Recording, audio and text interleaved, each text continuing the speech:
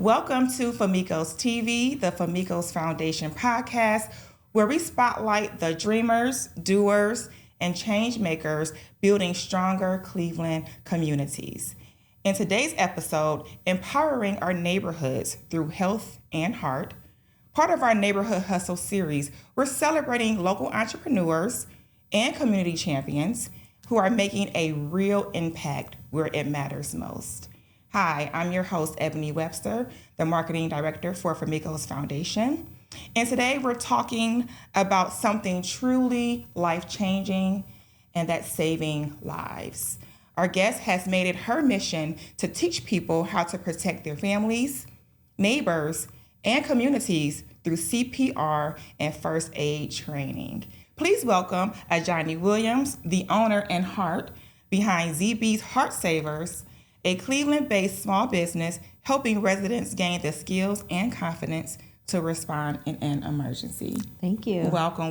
But hold on, before we dive all the way in, I have to first congratulate Adjoni Williams for being selected as this year's recipient of the Outstanding Small Business Award.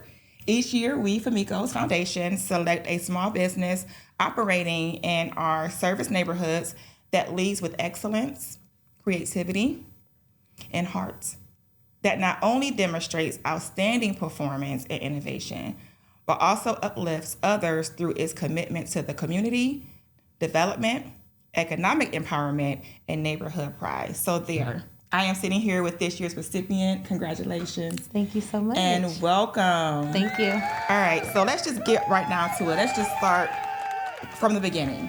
Who are you and what is ZB's Heart Savers? Absolutely. So my name is Adjoni Williams. I am the product of a family of athletes. So basketball is our life, genuinely.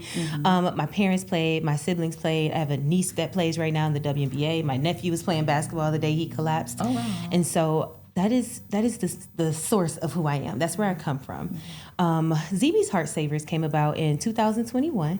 When my nephew was playing in his high school senior year at Shaw High School. And I want to kind of reference that or make a point that AED machines were not regulated in the state of Ohio before 2024. Really? Right. So you can go into any type of recreational area, a gym, a church, anywhere, and you would not find an AED machine.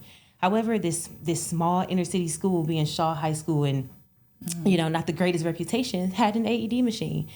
He was playing in his high school game that day. He literally dunked on this guy. It was real nice, too. It was a good dunk. We were excited about it. He sits on the bench, and it goes into halftime, and the young man who was FaceTiming us, he starts yelling in the phone. And it's COVID time. We couldn't be in the gym. We weren't allowed to be around at all. And so he's like, ZB's having a seizure. And I didn't believe him. And that's my ignorance, right? So I'm like, what do you want? I'm typing back to him. Why are you yelling into the phone? And it wasn't until he turned that phone and we saw ZB face forward on the ground. And so in that moment, having worked in public health and in hospitals for more than 15 years at that time, I did not understand the realities of sudden cardiac arrest until it happened to me. And so from there, I decided, from that day, two of his 16-year-old teammates knew CPR. They immediately started compressions. They got the AED machine. They applied it to his chest. His athletic director was involved. The EMT was called. They arrived within that 12-minute mark. ZB was shocked quite a few times that night with the AED machine. And then he was placed into a medically induced coma. And 2 weeks later, he had open heart surgery. Today, he has no mental, physical, or cognitive issues at all.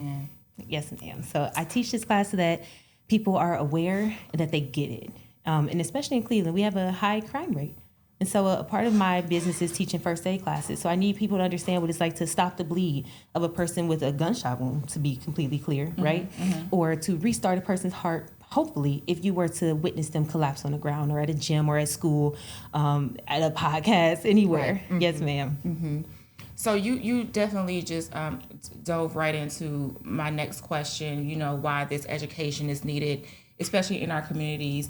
Again, you knew it was needed indirectly, but when it directly affected you, you were like, okay, because even you being educated on what it is and how to combat it until you were directly affected by it. It was like, whoa, okay. So your mission, a good segue, is focused on empowering people with life-saving skills. So just tell us some of the training programs that you provide and what those look like. Absolutely. So since that time, I became accredited by the American Heart Association and the American Red Cross.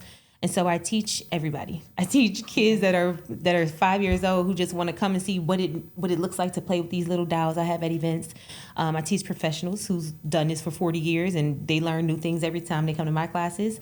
I teach young adults who are just interested, and it makes me happy. Especially in our community, and especially in our different atmospheres that we go visit. Right, so you have some spaces where it may be more of a medical setting, but then you have some spaces where I'm at an event and it's just about basketball and music. Mm-hmm.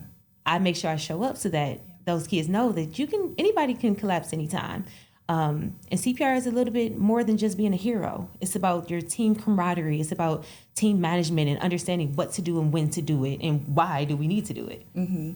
So that's good, because you're talking about the different types of people who you have serviced or helped with, becoming experts, so to speak, or not just heroes, but kind of being able to be an expert in those said fields. So knowing that you've trained like these everyday people, the parents, the teachers, church groups, how does it feel to see the confidence and courage that you're helping build? You know what? I do not understand my reach until I realize somebody in this city has come to an event and learned from me, or somebody has approached my table and they've never learned before, but then they walk away and they're like, oh, I got this. That's all it is. Yeah. That's all it is caring. I do like to emphasize, you don't care until you have to care. And in my scenario, I did not care until I had to care. And so now, for my own community, I want us to care. I want us to understand, heart disease could lead to sudden cardiac arrest. It could lead to heart attacks. It's a separation in that, but it's always some education behind everything that we're learning, that we're doing, that we go about on our everyday lives. Mm-hmm. And so I try to emphasize that in everything that I teach. In every class, we're doing opioid overdoses. We're talking about stopping the bleed. Yes, ma'am. So it goes deep into everything that we face on a realistic basis, realistic community guidelines that we don't have and we don't really adhere to most of the time. Yeah. And so you're mostly, right now, I know that you're mobile, so yes. You go wherever you're needed and who actually connects with you. So in the underserved areas, right? So that's where Famico's Foundation, we serve our underserved, and so do you, Glenville, Huff, and beyond. How have you been able to connect with residents or partner with organizations like Famico's to help successfully execute your mission, Absolutely. I have had the absolute privilege of being invited to so many health events in our communities. And at every event, I am teaching hands-on and hands-only CPR. Mm-hmm. So whether you have your 3-year-old kid next to you or if you have your grandmother with you, I invite you to my table to come and learn. Mm-hmm. I have taken the time to go to different schools. I teach at events. People are happy to see me because I am me. And I'm okay with that too. Oh, I love that. I am me. I love that. Because I am me. Yes. And so, there's a million instructors, and it's okay, but they're just not who I am and what I embody for ZB's Heart Savers. So when I'm at these health events, when I go to schools, when I'm just on Instagram, I'm making sure people understand, this is a small part of life, but it's a part of life that we all should learn at some point. Yeah. Now, has there been any, let's just talk on the professional and the business side. Has there been any business challenges that you have faced that was kind of hard to really execute that mission of yours? Yes. And what were they? There are, obstacles are there for a reason, to help you just develop to where you need to go next. Mm-hmm. I would say that my outreach, maybe. Some people, you don't trust who you don't trust. And you may have had an instructor already and they come to your business, and they're already instructing your employees. And so sometimes it kind of leaves you out, where it's like, no, we have somebody, we don't want to learn from you. Mm-hmm. But I also have recognized that you don't care until you have to care. So unless I'm able to relay why I care so much, I can't expect my community to care too. So when you do come to class and I start the class with that story, and I hand you a first aid kit and we're talking about it, and it's like, oh my, it could happen to me. It could happen to you. It could, right? Mm-hmm. So it's an emphasis on what we need to know versus what we feel like we should know. And I feel like CPR and first aid is a need at this point. That's very good. That's almost philosophical, but it's also real life. What you just said. I mean, it's real. Yeah. So, with the challenges that you've just said that you kind of faced and were able to overcome, what type of advice would you give to someone else? Because I mean, we're all partnered in this thing together. This thing we call life. We're all partners in that. And what comes with that is that we have to make sure that we help each other, that we help grow each other, we help enhance each other whatever we can and not compete. And so I'm asking you, just off the strength of what you've just shared, if there is someone who wanted to be that impactful, what advice would you give them? No one has the abilities that you have. No other instructor is me. I am not them. It is perfectly fine to go out and find your crowd. There's always going to be somebody who is attracted to you, who is drawn to you, who needs to learn from you, who wants to learn from you. It's you. It has nothing to do with anything else aside from what you bring to what you love. So I love CPR. I'll talk about it all day long. And I need water after a while, right? But then you have some people who are doing it because they're doing it. And that's okay. But for me, it's more so of it's a life. It's a lifestyle. It's a meaningful impact where you have to feel it in order for other people to feel you. I feel where people come from, where they're like, oh my, I didn't know CPR. I didn't even know you don't have to do mouth to mouth anymore. I know you didn't, but I got you. They got rid of mouth to mouth? They did. That was nasty anyway, it is. But I was like, that's right. I'm going to save your life. That's think right. about it though. That's right. So that's no longer a thing. That's right. Why is that? Just curious. Yeah, so as of 2020, the American Heart Association in specific, to be specific, first of all, we recognize that about 70% of Americans are not willing to do CPR, whether you are a woman who needs CPR or a person that you do not know, right? If I don't know that person, I'm not putting my mouth down there either. I don't want to suffer for the consequences tomorrow. Yeah. However, your compressions going at least 2 inches deep into that person's chest allows for the oxygen that's in your blood. It goes back into your heart and then back to your brain. So when you're in cardiac arrest, your function stops. So the rhythm of your heart is completely depleted or is completely halted, right? Yeah. So your brainwave activity is also halted. So at that time, when I'm pressing into your chest, I'm literally just moving the blood and oxygen back to your brain to hopefully preserve your brainwave activity. Okay. So then if you are resuscitated, you're not but a vegetable. So in ZB's case, he was, they administered CPR within 12 minutes. They had used the AED machine. And he today has no mental, physical, or cognitive issues, and it's all due to quick actions of CPR. He did not receive mouth-to-mouth that day. Okay. He did receive the compressions, and he did get the AED machine placed on his chest. Now, ZB, that's your nephew, Yes. and the company's named after him, and the inspiration behind you beginning this business. Yes. So with cardiac arrest, right? So I mean, we've seen it, on TV. We've heard about it. I think. LeBron James' son, and then the one player, I'm sorry, I forget his name, but Buffalo Bills. Yes, yeah. So we've seen it happen. So are there not any signs or warnings before that happens? Yeah, so I want people to understand too that there's a difference in a heart attack and sudden cardiac arrest. Okay. So a heart attack is, I can explain it the best by saying like the music is turning down. I can alert you. I can say, oh, I'm so hot. I'm hot. My chest is tight. Help me, right? Mm-hmm. Sudden cardiac arrest is music stopped. Ooh. Okay? So in that event, your heart is completely halted. You have no pulse. You have no rhythm. I have to do CPR. Yeah. Heart attack, you don't have to do CPR immediately. Okay? Mm-hmm. So for sudden cardiac arrest, what we have learned is that it happens in a lot of young athletes, especially right now, as we can see. Mm-hmm. There aren't always signs. So the sudden part, it literally comes from an undiagnosed issue. Okay. So for ZB, he had an anomaly where there was just a tiny hole in his aorta that ruptured that day, which then led to his seizure and then ultimately his cardiac arrest. Where you have Damar Hamlin, we don't know his exact medical record. Yeah. Yes, yep, for the Buffalo Bills. Yeah. But his sudden cardiac arrest could have come from impact. But we don't know if he also had an anomaly, right? Okay. Sudden cardiac arrest could be diagnosed at birth. You could just literally have an anomaly like ZB, and it just was never checked, or they never really thought anything would happen. So ZB received all of his physicals, EKGs, heart monitors, scans, stress tests, anything, but nothing ever showed that little that little anomaly would rupture in that way that day. So I love to emphasize to my students, my coaches, my parents, to please just go get a physical. Okay. Like, it's okay to go get a physical and request an EKG. That's where you're able to check the rhythm of your heart. And you can really be able to see and tell if there are some issues that needs to be addressed right away. That's right. That is so interesting, because for something to be so sudden, there are ways it can be prevented. So sudden cardiac arrest isn't always preventable, right? So if I don't know that I have like this anomaly, or if it has always been checked and it's just been there, right? It's just sitting dormant. I wouldn't really be afraid of it happening. So for our young athletes, they're athletes. My nephew is a 6'3". Well, then he was a 6'3", 160-pound kid. So in our minds, that's a healthy kid, right? For sure. But until you dig deeper, and most of the time when we go get our physicals, you don't get an EKG automatically. So it is something that I like as a patient advocate, I like for people to request it. It's not that much more on your insurance bill. Most of the time we don't look at it, but that EKG will give you a deeper reading of what your heart is doing at that moment.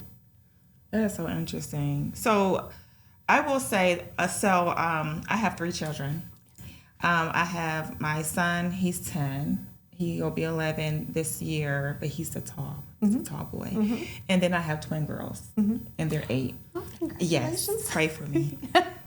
But they're amazing as well. But with both of my pregnancies, we did the CPR training, and we did all of that. And I remember going in, because prior to being pregnant with my son, I wasn't CPR training. I was like, I don't really. But then just you hear, oh, you should be and you need to be because you're having this child, and all of that stuff that comes with being a first time mom. And I remember going to the training that day. I was extremely nervous. I cannot tell you why, Adjoni, why I was nervous, but I was nervous. And then getting in there and just like hearing you now, listening to things that could happen if you don't know this technique and that technique and so forth. And I think when I look back on why my nerves were there, it's because now I'm gonna pray for you. I'm gonna pray you down, honey. Okay, I will pray. You gonna hear? They gonna go to heaven. That's right. But physically being responsible, if I'm at that moment to help someone, being physically responsible for possibly saving their life. You know what I mean? Absolutely. So I realized today, from 10 years ago, that may have been my hesitant and nervousness kicking in because of that. So my question to you is, what would you say to someone now and today who's hesitant to sign up for a class? Just go to my website and sign up. Just go sign up as soon as you can, right? You know what? I pride myself on being a millennial teacher. Okay. All right. So when you walk in, I'm set up, but I also have music playing. And every single song that I'm playing is going to help you memorize your compression set, right? So you have to go 2 inches deep, but you have between 100 and 120 compressions per minute. So I play Bruno Mars, Beyonce, Vanilla Ice, Staying Alive. Whatever you request, right? And it's literally to make sure people are understanding the rhythm and the beat and the depth that you have to do CPR. Oh, that's good. So when you're walking out and you're like, I can do CPR to Bruno Mars, and you're thinking about it that way, versus, I might break her rib and I'm going to hear organs moving and I'm going to, and she might not survive. That's the reality. But the fun part of class is that it's just practice. Just come in and practice with me. So when you get there, there's a little snack on the table. You bring your water in. The music is playing. Let's talk. Let's chat. I want to make sure that you are calm, because I did witness it. And most people have never witnessed a cardiac arrest, right? So most people are just like, I've been taking this class forever. I've always worked in hospitals. So the next question is, have you ever done CPR, though? Right. So unless you have done it, it's never really if you've never done it, it's more so of a reality check when you get to class, and it's like, these mannequins, make sure I do it 2 inches deep, and I don't have to do mouth to mouth anymore. Well, those are the things that's going to help this person survive versus you walk away and not help at all. Yeah, I definitely want to walk away, but I think that's definitely comforting to know. The comfort is that knowing that you would be that person, that would be the person to help this person survive, but just knowing that you are the person that could help this this person survive. So I get it, and I think that's really awesome that you use something that's comforting for people and familiar. Again, we bring up the generation millennial. Yes, we are the best generation. Just saying. Thank you. But so much. yes. But that's really good. So, What is next for ZB Heart Savers? I'm going to continue to grow. Yeah. So currently I do at least about 10 to 15 events a year. At every single event, I am teaching CPR. So you're gonna run into a kid who's maybe 7, and they're like, "I learned CPR. You can't tell me anything." So what's your age range? I do not cut off anybody. So if you come into my class and you just had a newborn, bring your newborn, because me demonstrating on a mannequin is not the same as you doing it on your child, person, right? Mm-hmm. So bring your newborn, or we can go from K to 8. So even though it's a little bitty baby, it's more so like a mommy and me, or auntie and me, or my mini me, right? Sure. It's just those type of classes where I'm demonstrating to you what to do. So they'll learn to run and get the phone, right? And then you'll have an 8-year-old who I can actually demonstrate the CPR compressions and make sure they can do it right. Mm-hmm. So I've taught so many children who are with their grandparents at the events, which makes sense. So they get it. So that they're like, the CPR lady taught me how to do this. Like, don't do it on anybody. Right. Unless you have to. That's right. Check your pulse first. Right. But they're familiar with it. Mm-hmm. And so I love this. I'm sorry. But I love what I do. I love what I do a lot. And so the age ranges don't always matter, but it's more so of the classes that I'm teaching. So if you need a class for like nursing school, you'll just come along. Mm-hmm. But for my K through 8, they have cards. They have first aid cards. I've had my Girl Scout troops come and learn with me. I've taught at schools. Mm-hmm. And, that matters to me. I need these kids to know these small skills right now. So what's coming up now? You have anything that's coming up pretty soon? Yes. I have another event. Is it with? No, I have an event on this November 7th. Mm-hmm. It is with Ward 5. We're going to do a health community event again. Mm-hmm. I'll be teaching hands-on CPR. I'll have my little first aid kits that I give out to people just to give them a reminder, use these Band-Aids. Right. And remember CPR if you need it. Yeah. And then immediately after, I'll luckily be invited to NICE Foundation's Foundation's fundraiser. That's a plug. Thank you. Yes, it is. And then I am going to continue to grow with the American Heart and the American Red Cross. Just our missions align, of course. Mm-hmm. I do own ZB's Heart Savers, but my community owns it as well. I can't exist if I can't teach anybody. So I try to teach as many people that'll listen. Clearly, I won't stop talking. Amen. Amen. I mean, that's beautiful. So how can people reach you? Give all your information, how they can reach you, how they can sign up. Absolutely. Yeah. So you can reach me on my website, zbsheartsavers.com. My email, cpr@zbsheart.org, cpr@zbsheart.org. Or I also text all the time, 216-333-5133. Lucky numbers, of course, blessed numbers. I love it. So, I am reachable via Instagram, Facebook, website, learn more about me, ask me questions. I absolutely do a lot during the holiday season. So for Thanksgiving, we'll be able to do a turkey drive and then a coat drive for Christmas. That's beautiful. Absolutely. That is beautiful. Thank you. Okay, so I want to have a little fun. Yes. Before we wrap all this up. Okay. So this is called the quick fire round. So I'm going to ask you a question, all right? And the first thing that comes to your mind, that's your answer. Okay. Quickly. All right, you ready? I think. Okay. Yes. Okay. Coffee or tea to start your day? Tea. One word that describes ZB's Heart Savers. Heart. Sugar or no sugar in grits? No sugar. That was why it was so hard for me to ask that question, because definitely have sugar in your grits. Favorite Cleveland neighborhood? St. Clair. The best part of what you do?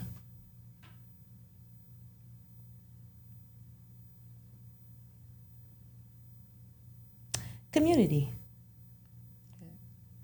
I love it.